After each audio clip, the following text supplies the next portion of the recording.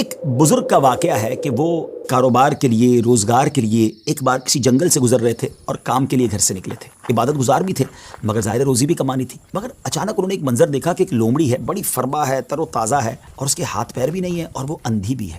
اب حیران ہو گئے کہ اس کے پاس تو نہ ہاتھ پیر ہیں، نہ آنکھیں ہیں، نہ دیکھ سکتی ہے، نہ چل پھر سکتی ہے، تو یہ کھاتی کیسے؟ اس کے کھانے کا انتظام کیسے ہوتا ہوگا؟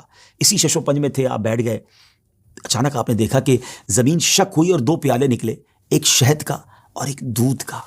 مگر آپ پھر سوچنے لگے کہ یہ پیالے تک پہنچے گی کیسے؟ اب کیا ہوا کہ تھوڑی دیر بعد انہوں نے دیکھا کہ قریب پہاڑ سے ایک سفید چہرے والے نورانی بزرگ وہ اوپر سے تشریف لائے اور اپنے ہاتھوں سے لومڑی کو یہ دونوں پیالے پلائے. پھر پیالے زمین کے اندر چلے گئے اور وہ بزرگ واپس جانے لگے.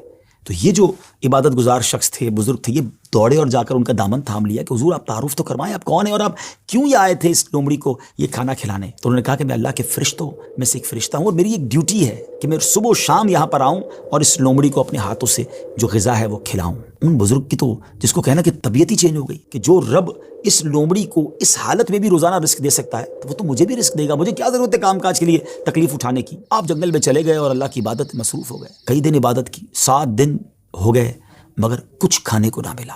بھوک سے برا حال ہو گیا. اللہ کی بارگاہ میں فریاد کی، میرے مالک مجھے بھی تو کوئی لقمہ غذا عطا فرما. اب بھوک برداشت کرنے کی طاقت نہیں ہے، یا میری روح قبض کر لے. اللہ کی طرف سے یہ ارشاد ہوا، یہ پیغام ملا کہ اے میرے بندے اپنے ہاتھ سے کماؤ، کسب حلال کرنا ہے، کوشش کرنی ہے، خود بھی کماؤ اور محتاجوں کو بھی کھلاؤ. جب اللہ کریم کی طرف سے یہ حکم ملا تو پھر ان بزرگ نے کیا کیا؟ پہاڑ سے اتر گئے اور پھر اب طلب معاش میں اپنے کام میں لگ گئے، کمانے لگے.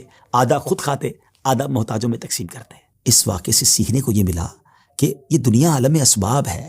توکل یہ نہیں ہے کہ بندہ گھر میں بیٹھ جائے کہ بس اللہ روزی دے گا. یقیناً رب روزی دینے والا ہے، مگر اسی نے اس دنیا میں اسباب بنائے ہیں اور ہمیں اپنے ہاتھ سے کام کرنے کا بھی حکم دیا گیا ہے. تو کوشش کرنی ہے. ہاں، کوشش کر کے جو اسباب اختیار کیے اسی کو سب کچھ نہ سمجھیں کہ چونکہ میری دکان ہے اس لیے مجھے رزق ملتا ہے. نہیں، رزق جو ہے وہ رب عز و جل عطا فرمانے والا ہے. رازق وہی ہے، بھروسہ اس پر ہو، اسباب پر نہیں. لیکن توکل کو اس طرح نہ سمجھے کوئی کہ جناب اب کچھ کرنے کی ضرورت نہیں ہے. ایک بار ایک صحابی رسول نبی پاک علیہ الصلوۃ والسلام کی بارگاہ میں آئے اور عرض کی کہ حضور میرے ساتھ اونٹ بھی ہے، کیا میں اس کو باندھ کر اللہ پر بھروسہ کروں یا ایسے ہی چھوڑ کر رب پر توکل کروں؟ تو نبی پاک علیہ الصلوۃ والسلام نے بڑا کمال کا ارشاد فرمایا کہ پہلے اس کو باندھو اور پھر رب پر بھروسہ کرو. تو ناظرین، ایکچول تعریف توکل کی یہ ہے کہ ہمیں اسباب اختیار کرنے ہیں مگر خالق کے اسباب پر بھروسہ کرنا ہے.